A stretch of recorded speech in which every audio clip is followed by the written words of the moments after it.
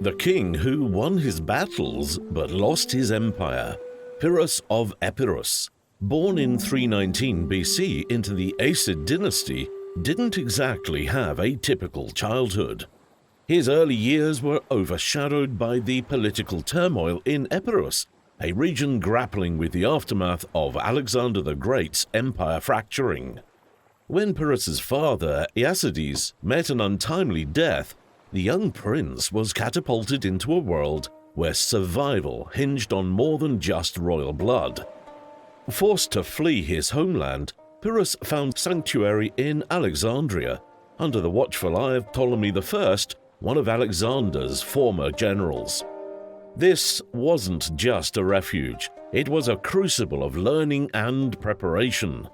In Alexandria, Pyrrhus was exposed to a blend of rigorous military training and a rich education in philosophy and diplomacy.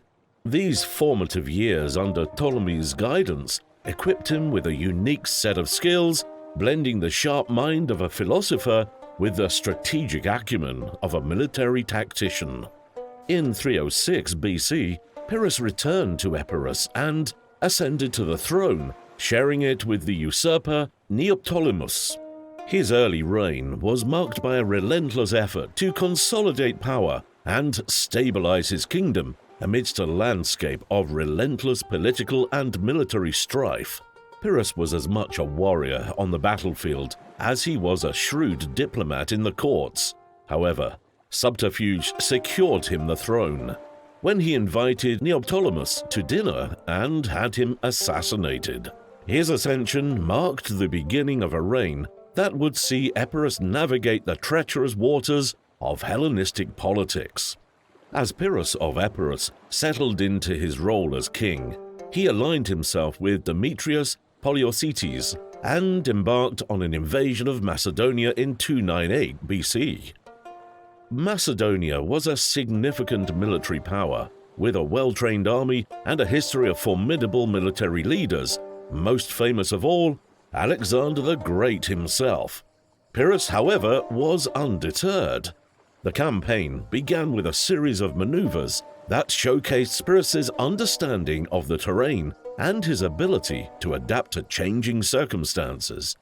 He didn't just rely on brute force. His approach was a combination of strategic positioning, feints, and rapid movements that kept the Macedonian forces off balance, as well as pursuing a strategy of defeat in detail and striking where enemy forces were weak or simply not present. It is during this war that Pyrrhus proved his martial prowess and bravery in single combat. This most notably occurred in a battle against his now enemy's general, Pantochus. Seeking each other out for a duel in battle, Pyrrhus slew his foe, despite suffering a sword wound to his leg. This, of course, occurred during the war against Demetrius Poliorcetes, alongside the other Diadochi. However, Pyrrhus's initial successes in Macedonia were short-lived. His control over the region was tenuous, plagued by constant rebellions and the challenge of maintaining supply lines over hostile territory. The Macedonian nobility, loyal to their homeland, resisted Pyrrhus's rule, leading to a gradual erosion of his gains. Eventually, Pyrrhus was forced to withdraw, a move that reflected not just the military challenges he faced, but also the complex political landscape of the Hellenistic world. Things took an unusual turn in 280 BC, however, when Pyrrhus was called upon by the city-state of Tarentum in southern Italy. They sought his aid against the rapidly expanding Roman Republic. Now, this request marked the beginning of Pyrrhus's involvement in what would later become known as the Pyrrhic Wars, a pivotal chapter in the struggle between Greek states and Rome. Upon his arrival in Italy, Pyrrhus confronted the Roman legions with a well-equipped army, including a contingent of war elephants, a sight unfamiliar and daunting to the Roman forces. Pyrrhus's army totaled some 20,000 infantry, 3,000 cavalry, 2,000 archers, 500 slingers, and 20 war elephants, according to sources of the time. His first major engagement with the Romans was at the Battle of Heraclea in 280 BC. Utilizing the shock value of his war elephants and the disciplined phalanxes, Pyrrhus managed to inflict a significant defeat on the Romans. This came at a steep cost, however, of somewhere between 4,000 to 11,000 killed, a bad omen of things to come. This pattern repeated itself in the subsequent Battle of Asculum in 279 BC, where Pyrrhus again achieved a tactical victory over the Romans, but suffered heavy losses, specifically some 6,000 men lost, to only 3,500 lost by the Romans. These battles gave rise to the term Pyrrhic victory, signifying a win that inflicts such a devastating toll on the victor that it is tantamount to defeat. It is here that would also note that Pyrrhus's use of war elephants was a novel tactic in Italy. These massive creatures caused confusion and fear in the Roman ranks, but the Romans quickly adapted their strategies, diminishing the elephant's impact in subsequent encounters.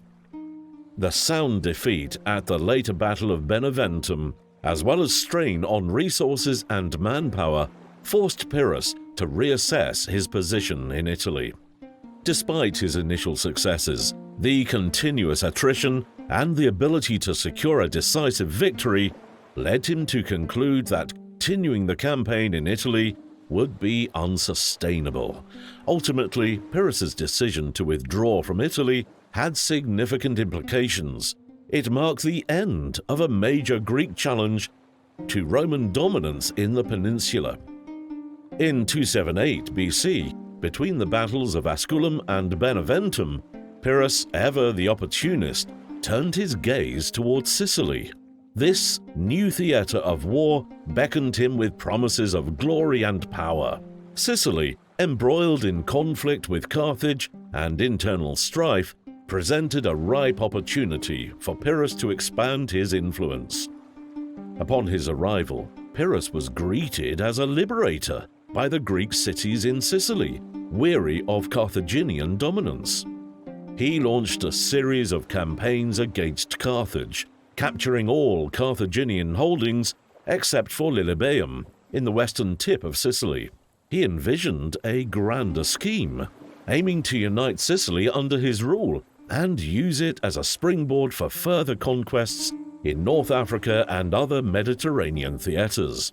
But his dreams of empire in Sicily were short-lived. Resistance from the Carthaginians and discontent among the local population eroded his position. In 275 BC, recognizing the futility of his Sicilian campaign, Pyrrhus returned to Greece, having almost lost the aforementioned Battle of Beneventum. He swiftly turned his attention to Macedonia, reclaiming it from Antigonus II Gonatas. After his Sicilian escapade, Pyrrhus, the ever-restless warrior king, plunged back into the turbulent waters of Greek politics. His return to Greece was marked by renewed conflicts, particularly against Antigonus II Gonatas, the Macedonian ruler. Pyrrhus, with his usual flair for dramatic military ventures, threw his support behind a Spartan named Cleonymus in his bid for the throne. This went disastrously, however, and Pyrrhus was quick to turn his attention to other matters, seeking to put some of the siege of Sparta's embarrassments behind him. Pyrrhus would not live much longer, however, facing a death in 272 BC that was as dramatic as his life. He met his end in Argos, in a street battle, a demise that was both sudden and ignominious. According to Plutarch, an old woman, seeing her son in combat with Pyrrhus, threw a tile from a rooftop that hit Pyrrhus on the head.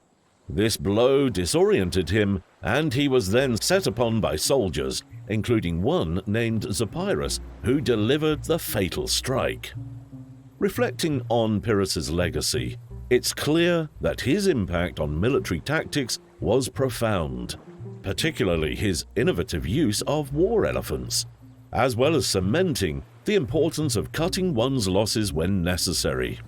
This last point is especially significant, as his name has become synonymous with the concept of Pyrrhic victories, triumphs won at unsustainable costs. In the end, Pyrrhus's life remains a subject of enduring historical fascination. A complex figure, his legacy is a blend of tactical genius, relentless ambition, and a cautionary tale of overreach.